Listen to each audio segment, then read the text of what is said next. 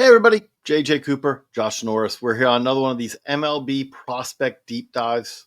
We're diving into the Yankees today, one of the most storied organizations in all of baseball, most titles in baseball, and coming off of a World Series appearance, first World Series appearance in quite a while. But now the question is what can they do to follow it up? We're going to look at state of the organization, the state of the farm system, some of the top prospects in the system, and we're just going to dive right into it. Josh, great to see you. Kind of leading off with that, I feel like we've been talking about Jasson Dominguez for, I don't know, it feels like several decades now. He's still a prospect. He's still not that old. But I think the first question would be, having seen Jasson Dominguez come up to the big leagues, but then not really play in the postseason, how much can he be expected to change that narrative? How ready is he to help the big league club in 2025?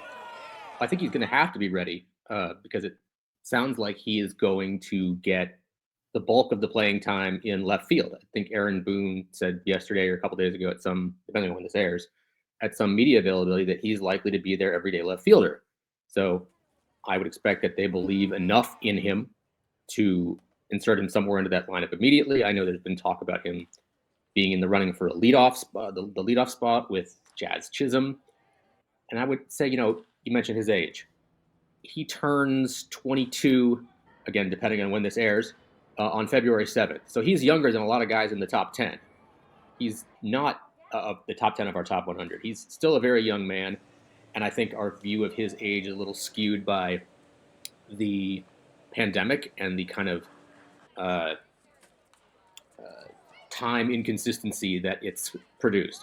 The 2019 season seems either 5 minutes ago or 500 years ago, depending on how you want to look at it. And I remember when he first signed, he had gone to Dominican Instructs, and Ben Badler had gone down there for that and posted a home run of him in the rain or something. And that was probably one of our most viewed videos ever. The internet went bananas, and then the world ended for a year or so. So, his development was put on pause, and there was up and down with his body and all those things. And he made the futures game as a guy with a handful of games in the FCL, to his credit. He made 2 straight futures games. He showed the ups and downs of himself. But that's a long way of circling back and saying, I think he'll settle in as an above average big leaguer. Maybe not immediately. I don't think he's not going to be immune to the lumps that a lot of young players take. Guy I'm familiar with, Jackson Choria with Milwaukee, took a little bit of time to pick it up, but when he did, he was a guy who finished, was it second or third in the Rookie of the Year? So I wouldn't expect, if I'm a Yankees fan, him to immediately jump out the box and be, a guy who can make them forget the name Juan Soto. But it will take a couple years, or maybe a couple, or the entirety of the season. He's going to be a good player, but I don't know if he's going to live quite up to the hype that has been set for him, which I said in the chat. It's unfair. We're taking the hype aside, because that's not what we're talking about here. We're trying to talk about reality on him.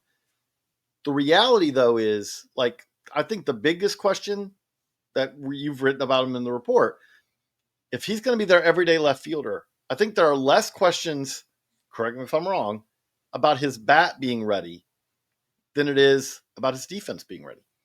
Correct. And I've said this 1,000 times on podcasts and in chats.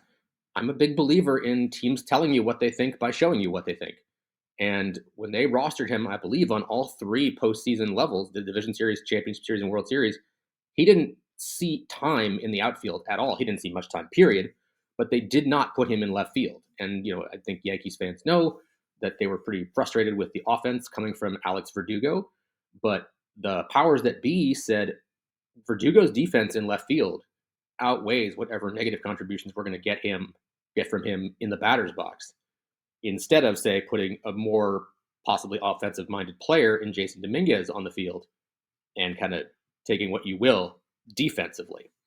So that kind of knocks down his profile a little bit. If he's going to be just an okay defender, I think we put him as a 40. That's a future grade, so it might take him a little while to get there. He's not going to be, this 5-tool superstar that, again, has the reputation that has long preceded him. But I'll say it again, he should be an above-average big leaguer in time. You just have to be patient with him. Like we said at the beginning, he's going to turn 22 here very soon. He's, you know, he's would be as old as one of the college draftees from last year. With his defense. Because again, when we talk about the bat, there's real power, although he doesn't always get to it as much as maybe as he shows in BP, but there's real power. There's surprising speed for a guy who's built like he is. When he gets going, he can really move. Defensively, though, reads and routes, is that really the to-do list if he's going to get from where he and I think that playing left, by the way, for this might be a little bit more challenging. I think Cody Bellinger obviously probably set to play center, but center might be a little bit easier for Jasson Dominguez at this point in his development than left. Or am I off base in thinking that? I mean, I think the Yankees think otherwise because they went out and got Cody Bellinger for center field, so they believe left field in Yankee Stadium is going to be easier for him and wherever else they play. So they've clearly decided that left field is the spot for him. And, routes and jumps is part of it. I talked to playoff teams who were advancing the Yankees and, for the postseason last year toward the end of the regular season. And yeah, he's a weakness out there. It's if we were able to hit balls toward him, that would be to our advantage. When he didn't come up on September 1st last year when the rosters expanded, scouts text me like, yeah, the reason he's not coming up is because his defense is very bad. So that's something he has to work on. Routes and jumps. He does have speed, like you said. I think we saw when he did come up for that Little League Classic thing. Like they hit a ball to him toward the end of a game, and he double clutched on a throw, and the winning run scored. The arm was plenty strong, but he took too long to get rid of it. There's a lot of small things that have to be ironed out before he's ready to be what he can be, and that's going to be a process. And I think they're ready to let him learn in the big leagues. And the hope is that there will be that the fan base and all will be patient with them, understanding, as you noted, that he is still going to be one of the youngest players in the big leagues. I don't know if that's exactly going to be an easy transition that way. No, New York fans are famous for patience, right? So, but again, we do think he above average regular is that's him. That is something where if Jasson Dominguez gets to that is hard to produce. That is valuable to have on a team. And that's something that is within his range. Because the other thing that I want to end this on a positive. We're talking about Dominguez at the plate. This is a guy who, give him a couple of years of maturity, has the chance to really get on base. I mean, a guy can get on base and hit for power. And that's a guy who hits at the top or the middle of your lineup. That's Correct. The kind of offensive potential that he has. Throwing that speed, again, we should probably slow down a little bit as he ages, but put that all together, that could be a really impactful hitter. And I do want to think we probably should talk about that a little bit too. Looking out 3, 4, 5 years, what could he be as a hitter, Josh? He could be a guy who produces average in power, like you said, an above average regular. Like Austin Wells is an above average regular right now, based on his offensive skills and his framing and all the good. He's not, the best defender in the world, but he's certainly gotten much better because he's worked at it. Absolutely. And if you told Yankees fans or fans of Jasson Dominguez in general that they would get left field Austin Wells in time, I think they would take that. And I think it'd be foolish not to. Yeah, that's a very good player. I mean, that's what you aim to produce, superstars, but above average regulars, there aren't that many of them. So I feel like that's what we've been writing, again, if you're paying attention to this and if you're someone who reads Baseball America regularly over the years, we've been both very bullish and also kind of pouring cold water on Jasson Dominguez as the prospect for years from a standpoint of he's good. Just if, as you said, the hype that followed him before he ever played a pro game meant that there was this expectation that you're talking about a guy who's, again, the next Mickey Mantle. No, there's that he's far from that, but he's good. The player that was created by the hype around him does not exist in Major League Baseball and has not. The hype surrounding Jasson Dominguez is the best player of all time. And He's just not going to be that guy. Like, he's going to be an above average regular, in my opinion, and in the opinion of other evaluators. But let's let that be. And maybe they're wrong. Maybe I would say the hype meant he would have to be Mike Trout. Like the way Mike Trout before he got hurt, that would have checked the box. Like the best player in baseball, power, speed in center field, who has basically no clear weakness. That's kind of what they were asking for. Yeah, that was essentially that was one of the comps. So was Bo Jackson. So was Mickey Mantle. Set your standards a little lower. But so that's, again, there's a lot more about Jasson Dominguez. A lot more if you go to baseballamerica.com. There's a lot more on all these Yankees prospects we're talking about.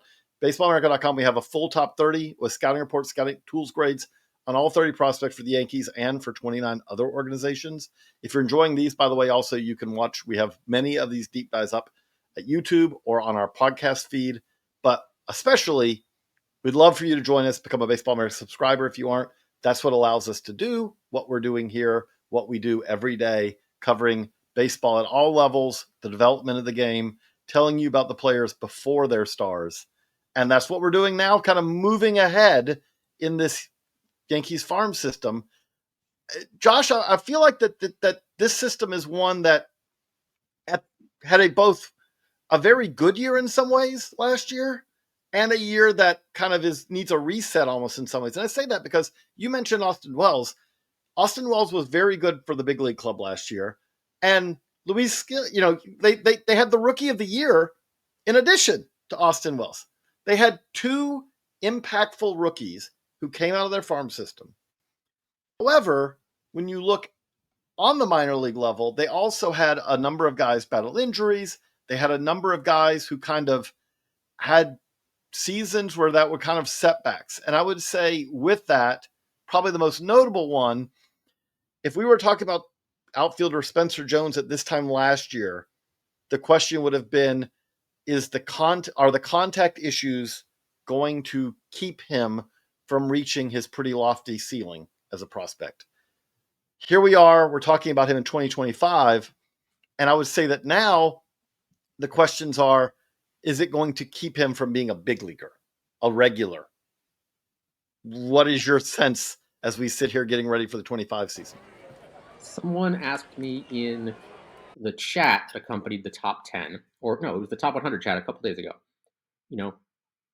Can Spencer Jones be a fourth outfielder if he, with the kind of contact issues he has? No, he can't. If he is striking out at a 35, 36% clip in Double-A, he is not going to be playable in the big leagues. I'm sorry.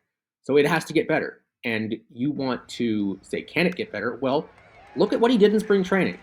Spring training is what it is. The competition is not, the greatest. You've got pitchers who aren't really trying. But that spring breakout game, he hit two massive bombs. And scouts on the backfield and in those games were really bullish. I wrote an article last year. There's 70 players who jumped out on backfields and in those kind of games. And the lead image was Spencer Jones. And then he started tinkering with his swing. And it didn't go well for him. He started moving the position of his hands, and it created contact issues that just never got solved. And this is Double-A. This is not a high school prospect either. This is a guy who went to Vanderbilt, a pretty good, you talk about what kind of analog is SEC competition toward the minor leagues. Some people say high A, some people say low A. I tend to think it's a little lower than that. But this is a guy who should have been a little more polished than he was. Granted, I think he was an eligible sophomore or younger for his class. He also was a pitcher when he arrived at Vanderbilt who really became a hitter and all that as well. You see it in fits and starts with him. I mean, the lasting image, or one of the last images, period, of Spencer Jones for the 2024 season was him annihilating a 99-mile-an-hour fastball from Chase Dolander, and I think it might still be going in the playoffs in Somerset. So he can do that, but he has to make more contact. I'll be very interested to see what he can do or where they assign him next year. Because, it wasn't a terrible season aside from the strikeouts. He did have like a 780 ops. He did hit a bunch of bombs. He stole a bunch of bags. He showed what he can do, but He has to make more contact. I wrote it before. They have to put him up to AAA, don't they? Though, because like he finished 23 in Trenton. I mean, so Somerset. Trenton Somerset. I've got my old. He finished 23 at AA Somerset, and then played all of 24.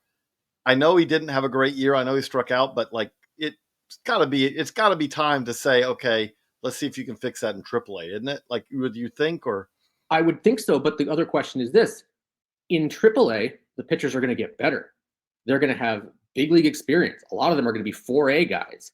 If AA guys took him apart, what do you think is going to happen with those guys? And then you throw in the auto zone in there. I think that might work toward his advantage, although he's a bigger guy, so maybe not. But there's a lot of moving parts there, both physically and just in the calculus of where to send him. If you send him back to Somerset, what does that do to his confidence? That might also be kind of at lower levels after the season he had. I've written it before. His 200 strikeouts in the minor leagues, he is the only Yankees minor leaguer to ever do that, ever. And the Yankees, if you are aware, have been around for quite some time. So they have, although I will say that we haven't had strikeout rates that are the norm like now. So like if you told me that someone did it in the minors for the Yankees in like 1948, I'd be like, wow. Because when the average strikeout rate was 3.5 per 9, I'm truly amazed by someone who would, like we just called him the human air conditioner, or something. His 200 strikeouts in like 112 games or something like that. It's not even a full big league season. It's not even. So there's an area to work on. And I think I did this research like in the last 15 years or something like that. The most accomplished player in the big leagues with those kind of strikeout rates in the minors is Yerrar Encarnacion. That's not the future you want for Spencer Jones. No offense to Yerrar. You said he's made changes to the swing and all that. So far, that has not led to more contact. Is there a path? Are there potential, like, again, you talk to a ton of people. Are there people, inside baseball who believe that there is, you clearly think that there's at least a chance that this is fixable because he still ranks, reasonably prominently. He's in the top 10. He's number 6. Yep. Yeah. He's still got a tremendous amount of upside. There are people who still believe in him inside and outside that org, but you got to show it. You got to show and prove. This is, there's a lot of broken. This is the decision year in many ways, isn't it? I thought last year was, but because he struck out a lot 2 years ago too. I thought last year was, but this is really the problem. It's very interesting because you see during trade time where, the Yankees have made Spencer Jones unavailable and X team wants him as this. So there are teams who believe that they can coax something out of him. There's no question there are tools there, but they have to become skills quickly for him to live up to the hype. So we've dove in to 2 of the better position player prospects in this organization, but we want to take a bigger picture. We want to, like you said, we want to look at kind of the state of where the organization is right now. Some of the guys who are looking to bounce back in 25, some of the guys who took steps forward in 24, and we'll do that right after this quick break. And we're back.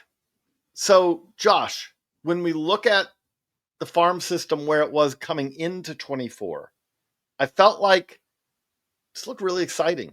There are a couple of guys at the upper levels, like we talked about, some of whom then broke through. Again, we have the AL Rookie of the Year. We have a regular in Austin Wells as well. But second part I want to ask with that is we were really excited about that group of prospects that were in the Florida Complex League in 23. Right. So those guys, some of them didn't barely play. Some of them didn't have great seasons.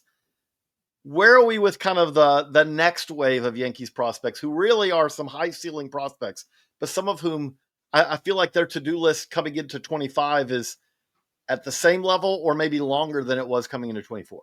For sure. Like I would describe the Yankee system as in a holding pattern right now. The guys who don't count for the system anymore, Wells and Heel, great. Awesome. Did a great job. Helped them get to the World Series. Guys who still do count, it's kind of a rough year. Chase Hampton barely pitched. And I think it was a flexor injury to his elbow, and then there was a hamstring thing when he did come back. I saw him in the FCL, and it wasn't good. In fact, it was really bad. But you give him a pass, and because it was you're coming back from injuries, and you say, okay, I saw 2 innings or whatever it was of a guy who's just ramping it up. Henry Lalane, he looked great in that same spring breakout game where Jones homered twice. And then his I think it was his shoulder started barking, and he lost like 5-6 miles an hour on his fastball, and he barely pitched all year.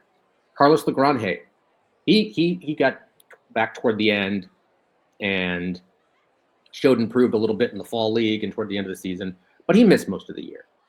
Roderick Arias, who everybody was over the moon about in the Florida Complex League 2 years ago. He hit the skids a little bit too. He struck out 170 times. This is also top 10 of most Yankees strikeouts in the minor leagues in history. But I'll throw some warm water on this, sort of. Guys like Roderick Arias are really, really hurt by minor league contraction. That's a guy who should have gone from the FCL to, either Pulaski or Staten Island or wherever. Staten Island, let's just say, in the New York. One of those two. Depends on what kind of food he wants to eat. But instead, he was thrown into the Florida State League, where he might not have been ready. If you want to look for a positive, I think the numbers were 35% strikeout rate in the first half of the season and 22% in the second half. Can I interject that the first half, we know he wasn't ready in hindsight. We now have that information, but as you said, he kind of helped adjust to it, thankfully, as the year went along. It's kind of like what happened with the Blue Jays prospect, Arjun Namala. Like, he started in the Florida State League and got his break speed off, and then they sent him back down to the complex. And when he came back, it was a lot better. And he's on the fringe of a lot of top 100s, or certainly ours. This is a Blue Jays podcast, but I think that guy could be a superstar. Anyway, with Roderick Arias, I don't want to give up on that guy. He's a potential 5-tool player. He made progress toward the end of the season. It's just that he might have been in a little over his head at that. And plus, you are also splitting time with George Lombard, where that means you're playing some of these games, on second base, where you might not be as familiar, or third base, or what have you. So you might have to worry about putting those extra tricks in your bag while you're splitting time with another guy. And then try to dig out the pressure of, okay, it's not going as well as it could have, or that I felt it was going to coming into the season. Now I'm going to try to hit a 6-run homer every time up. These are things that players have to learn, and it's just that, unfortunately, that this generation of players, and I think every generation thereafter, is going to have to make that jump over the moat to avoid the Gators. The other thing I would just add to that is that we know it. When we're looking at it, we account for it. But I get it. If you're a fan, like even with George Lombard Jr., who is on our top 100, you look at George Lombard Jr.'s numbers in the FSL last year, and I get it if you look at that and go, wow, that looks like a terrible year. And then if you actually, though, account for how pitching heavy, how hard it is to hit in the FSL, actually it wasn't that bad.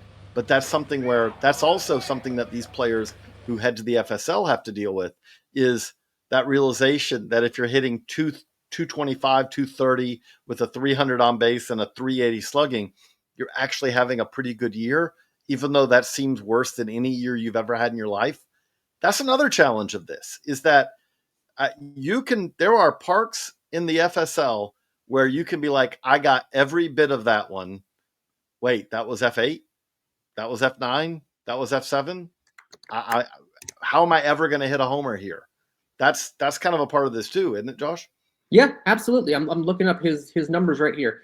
Arias in the FSL last year hit 233, 335, 393 with 21 doubles, 8 homers, 13 bombs, and 171 strikeouts against 68 walks. That doesn't sound great, but by WRC Plus, that was one of the 10 best offensive seasons in the Florida State League.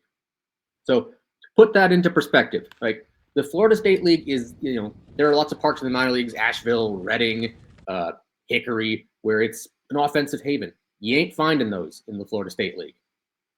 And he's gonna have another challenge if they move him up to Hudson Valley this year.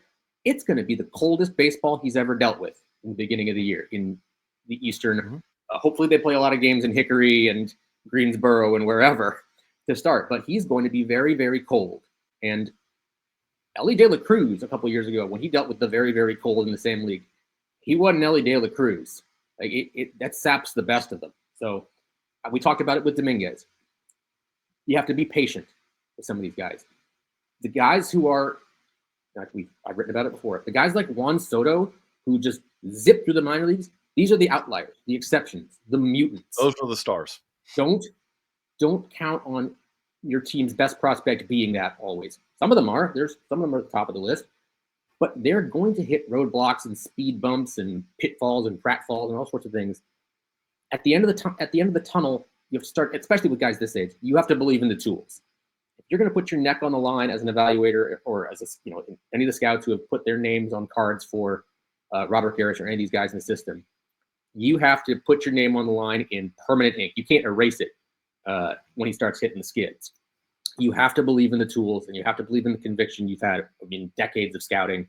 And sometimes it works out, sometimes it doesn't, but sometimes it takes a longer time to work out. I don't want to drop off the support. You mentioned him before, and I was going to say Henry Lalane, but you pronounce it Henry Lalane because I'm terrible at my pronunciations, and I apologize on that. He kind of really had the lost season. Mm-hmm. Mm-hmm. I would say with him, the most important thing if you're a Yankees fan that you're going to be looking at come the start of April is you just want to see him on the mound in a full season game. I mean, he did get on the mound in full season games toward the end of the year, so there was enough there, but it didn't come out the same. He lost some serious velocity, but 2 years ago, people were drooling over him. You had this combination of left-handedness, velocity, athleticism, ease of delivery. And, that's a lot of things that scouts look for in projecting a guy. There were some things to work on, like his breaking ball needed to take steps forward, but it was, I think he was the highest upside pitching prospect in that organization. And he might still be there depending on, what he looks like right now. I mean, I obviously haven't seen him work out in the winter or anything like that, but right. Again, I didn't kill him. I think he's like 11 or something. I don't remember where he is, but 9. I'm still buying him. I mean, he's 9 because everybody in that system had a rough year, pretty much. And the ones who didn't have been traded. Agustin Ramirez didn't have a rough year. He got traded. Jared Serna had a pretty good year. He got traded. Like that made it a little difficult come top 30 time. I was like, well, that's kind of where I wanted to also that's where I wanted to go before we wrap this up also on this, which is I do feel like that there is sometimes this perception with the Yankees. It's like, oh, their farm system. I mean, we get it all the time. We've gotten it. I've been at BA for over 20 years, and for over 20 years, you have fans who say, oh, the Yankees prospects are always overhyped. But you just mentioned, like, we have, Luis Gil and Austin Wells last year, but the year before that with Anthony Volpe. I'm just looking at guys who were in Yankees top 30s in recent years who've had a 2+ WAR season. Not all of them have kept doing that, but a 2 WAR season in the big leagues means you had a season where you were a solid big league contributor or better. I mean, like you said, Gil and Wells last year, Anthony Volpe came up in 23, Clark Schmidt and Nestor Cortez in 22, also JP Sears who's doing it now at the A's, Thairo Estrada who did it with the Giants, but he was a Yankees prospect, Michael King had his best year last year, but he was coming up as a Yankees prospect, was then sent off in a trade, very significant trade, as we just mentioned earlier. Jonathan Loaizaga, Kyle Yashioka, Gleyber Torres, Domingo Germán. This is an organization that hasn't had a bare cupboard over the last few years. The problem they've had, I would say, is you're kind of hoping to produce stars, and the guys who were supposed to hopefully become those stars, Gleyber Torres ended up having some solid years and was a little less consistent than players than fans wanted, and maybe even that Gleyber Torres wanted. Anthony Volpe, he's a very solid shortstop, but at the same time, the expectations in New York are it's like, okay, a 3 WAR season, good job. We expect more now. That's the challenge that these guys are facing, and also it's not like it is with the Dodgers now, where it's like anytime you turn around, you thought you had a position that was open, and they went out and signed a $15 million free agent, but it is something where cracking a Yankees lineup is not the same as cracking a lineup of a team that never spends in free agency. do you like, as you look at this, you've been covering this farm system for quite a while now. When you look at it, do you feel like that it's producing at a decent level, or has it been a little bit underachieving in recent years? I think it's producing just fine. Like we talked about some of these guys. You have to, when they acquired Juan Soto from the Padres, well, you had to have the firepower in your system and to be able to do it. And they had guys like Michael King, who is a bona fide star right now, just not for you. Randy Vasquez, Kyle Higashioka, Johnny Brito. Those are major league ready pitchers and a catcher that they were able to acquire one of the game's premier talents. And they've been able to acquire lots of guys like this offseason. They had enough in their system, Caleb Durbin and Nestor Cortez, to go out and get Devin Williams. You know, you can't do that without having guys. They were able to go out and get Jazz Chisholm with, it was Agustin Ramirez and Jared Serna. Like, you have to have those guys. And, you know, Agustin Ramirez and Jared Serna they did not come with a lot of hype. Jared Serna is a smaller guy who just hits. And not to toot our own horn here, but we've been writing about him for like 2 or 3 years now, ever since he started doing everything, or doing all sorts of hitting in the Florida Complex League. This is, for a while, this was Luis Serna's like cousin, like his less famous cousin or something. And he just kept raking. And eventually, those guys turn into trade pieces. And those trade pieces can turn into Jazz Chisholm or Devin Williams or whoever. And I think the frustration sometimes from Yankees fans is what they've gotten back in these trades has not necessarily worked out. Like, Kevin Alcantara was spun off for Scott Efros, who you haven't seen much of him because of the injuries. Joey Gallo was spun off for a quartet of prospects. It didn't go well for Joey Gallo in New York. So the system is doing fine. I think in a lot of cases, the returns for some of these trades just it hasn't worked out for them. Guys like Sonny Gray didn't work out real well. So there's a lot of moving parts there. But yeah, that's kind of where I see the system right now. I think you have one more question for me. And I do. The last one I want to end with is we want to talk about someone. So give me a name of someone who's further away, less noticed, not a top 10 prospect for us, but a Yankees prospect to keep an eye on, a name to know going forward. I would go probably with Cam Schlittler, a right-handed pitcher who was, arguably the organization's pitcher of the year last year, who kind of came on toward the end. One of the better fastballs in the system, got a full 4-pitch mix. I've got here plus fastball, plus sweeper. He's got a sweeper and a slider, fringe average curveball, fringe average changeup, average control. He got 2 AAA last year. It was okay in Somerset. But I think he's a guy who could make the big leagues this year. But I'm going to kind of cheat a little bit and say that I'm going to just kind of go on a tangent because that's allowed. So the Yankees draft this year was extraordinarily pitcher heavy. I think their first 8 guys were pitchers, and they were all college pitchers, I think, and they were all gigantic, and they were all big time fastballs, big time stuff. None of them made their pro debut. So in previous years, guys like that kind of jump off the radar because when you draft those guys as they typically don't unleash them. So, you have like a guy like Garrett Whitlock a few years ago, or a Will Warren, who they draft them and they shut them down. They take them to their instructional league program and they do whatever pitcher magic they want to do with them. And then they come out and they take the world by storm. So you've got 2 guys in the system right now, like at the top, like Cunningham and Hess, who are in the top 10. Thatcher Hurd is in there. Griffin Herring is in there. There's probably some more that I'm blanking on right now. But I would guess if you're going to look for a team to watch in the system, I would say a good amount of those guys, based on their pedigree and age, are going to wind up in Hudson Valley. Like, that could be one of the more prospect-heavy rotations in the minors, just based on these guys' ages and skills. And I think it'd be kind of abuse to put them, for hitters, that is, to put them in the Florida State League and let those guys go to work. So, like I said, this system's in a holding pattern. If they nailed their college pitching this year, this could jump up real quick. To say nothing of whether Spencer Jones or Henry Lalane or Carlos Legrande all rebound. Like there's talent in there. There's just not production right now. And prospecting is waiting for talent sometimes. I'll quote one of my favorite scouts who has since passed us by. Scouting is painting the picture and dreaming.